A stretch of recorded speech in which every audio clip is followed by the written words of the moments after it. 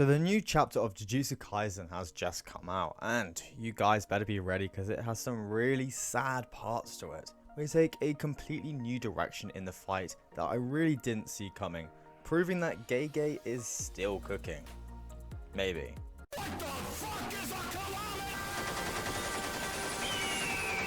But before we get into it, please like and subscribe and be sure to stick to the end as we'll go over future chapter discussions and theories. So in the last chapter, it begins with Angel, Yuta, Hikari and the others discussing who should go fight Kenjaku and put an end to the recent events. However, Hikari notes that Kenjaku's goal is to complete the culling game, which can only be accomplished if all the players are eliminated.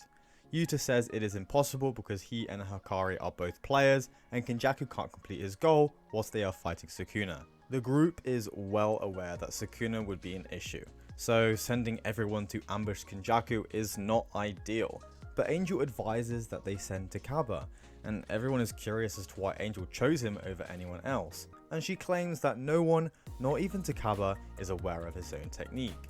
She continues to describe his technique, but her words are cut off. We move on to Kenjaku and Takaba's battle, and similar to Takaba's other battles, it's way more comedic and full of gags. And we get just these absolutely incredibly memeable images of Kenjaku that the JJK fandom have been going feral for recently. Oh my god, bro. Oh, hell no, man. What the fuck, man? Get your ass on, boy. You get your goddamn. And he tries to win using those memes, but Kenjaku understands the references and the jokes, and the two eventually have a challenge where if one laughs, they lose. And Kenjaku wins the challenge and he begins hitting Takaba, suggesting that his technique requires confidence to activate. Kenjaku knocks Takaba over and Takaba tells himself that he's funny. However, he sees Hazunoki's body and becomes quiet. Kenjaku then asks what's wrong and tells him to laugh, but Takaba is unable to laugh. There are some last words from his former partner saying that if they are not laughing, then the audience surely would not be laughing too.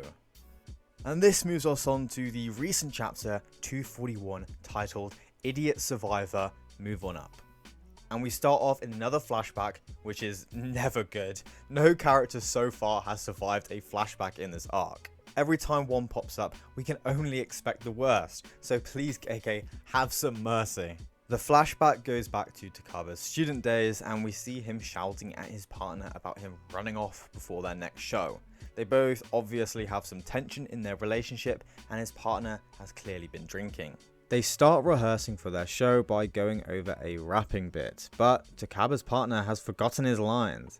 Then they have another argument where they complain about each other and their shortcomings. We learn from this interaction that Takaba is a very serious comedian who doesn't laugh at other people's sets. And we also learn that Takaba's partner goes out drinking a lot, has mysterious connections in the biz, and is clearly an all-around classic frat boy.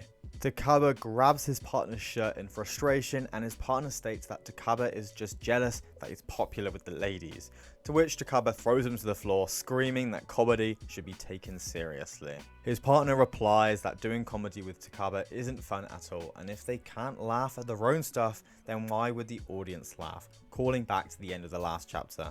We quickly flash to the present with Takaba thinking about why he became a comedian whilst he's being hit by Kenjaku, during which he continues to flash back to where he received a bad review which has clearly had an effect on him. His friend there at the time makes a comment about not being able to please anyone, but still Takaba is unhappy. We move on to where Takaba's partner wants to disband the group, with Takaba saying that they should give it just one more shot, but his partner retorts that they are in their 30s now and questions Takaba how much longer can they keep doing this. And in that scene, they are seen dressed up in swan tutus, and if this doesn't work, then I don't know what will. The scene switches to Takaba laying in his filthy apartment, now a lone comedian, questioning what he should do now, listing off his ideas. The timer on his stopwatch runs out alongside the same question, why did he become a comedian again? We then switch to a more personal monologue and have a glimpse of his childhood whilst he describes how he was always a serious kid and other kids didn't like him. He was lonely and decided to put his effort into making people laugh through his jokes. Takaba then made other kids laugh and it made him happy. He now had a lot of friends, but never a partner. and he's then seen sitting back in his apartment eating noodles as he watches TV and wells up with tears, wishing that people would just get to know him and he wouldn't be so lonely. A younger version of Takaba is then seen talking to him in a classroom. The younger version asks about what taking comedy seriously actually means, and that everyone wants to see the goofy Takaba. The present day Takaba says that this is not important and has nothing to do with the audience. The younger version then asks if that is any fun and why he's doing comedy in the first place. And Takaba reveals that the reason he became a comedian was because he wanted everyone to get to know him better. But yet he's still in turmoil. What he says and what he thinks aren't always aligned. When his friend says that pigs will fly when a comedian makes 100% of the audience laugh, he realizes he took it in a way that eventually led him to give up, because he wanted to affirm himself. He wasn't confronting the laughs head on, and along the way he stopped taking comedy seriously, because he just didn't want to get hurt. The scene ends and we move back to Kenjaku smiling as he chases Takaba. But something unexpected happens. Takaba suddenly bows, prostrating himself in front of Kenjaku, and Kenjaku is hilariously impressed, remarking that it took him a long time to get to that level with an image of a man within the golden ratio. Kenjaku is, however, surprised by his own admiration of this pose, and Takaba then wails that he's sorry and that he lied to Kenjaku. Takaba doesn't think it's okay that Kenny is the only one that doesn't find it funny, and that he put Kenny down to protect himself. Takaba then states he won't be satisfied even if 1% of his audience aren't laughing, and that he wants to make them laugh. Takaba then declares that he will make Kenjaku laugh so hard he'll puke his guts out. And the chapter ends there with Kenny having an excited label plastered on his face, remarking to Takaba that he wants to see him try. But this ending reveals that Takaba's curse technique is back up and running, and that they are ready for round 2 of the comedy club.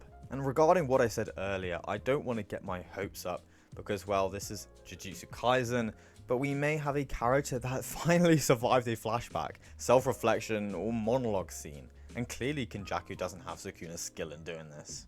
But overall, this chapter is insanely good. We finally got the backstory to Takaba, and if I'm honest, I did shed a tear, but I was almost entirely shitting myself since Gege has written these fights to end with the death of the character alongside a flashback or Assassin's Creed-esque Animus moment, where Sukuna can chat with his opponents after he kills them. I was completely worried for Takaba's safety and expected to see his half-dead body on the ground by the end of the chapter, but I was pleasantly surprised. I am happy Gege is a very unpredictable writer, and it's very hard to expect these battles to go like every other shonen. But I am still slightly concerned since I really doubt Kenjaku's 1,000-year-long plan to merge all the humans in Japan is going to be completely upended by a goofy guy with sideburns. It's hard to tell, and if I was going to make one prediction, it would be that Takaba's activation for his technique might not be confidence nor comedy. It was only implied and questioned by Kenjaku in the last chapter, and we still have Angel's missing words on what Takaba's technique really is. But that's it for this video, and I just wanted to say thank you so much for watching my new video on this channel. I plan on continuing doing chapter reviews, but also every now and again produce creative content, or I'll go in depth in anime that I like or topics I want to talk about. Thank you guys again, please like and subscribe so I can make future videos, and as always, if I get to 200 subscribers by Christmas, I'll make a Discord and other social media so we can chat about anime and manga topics together. Okay, see ya!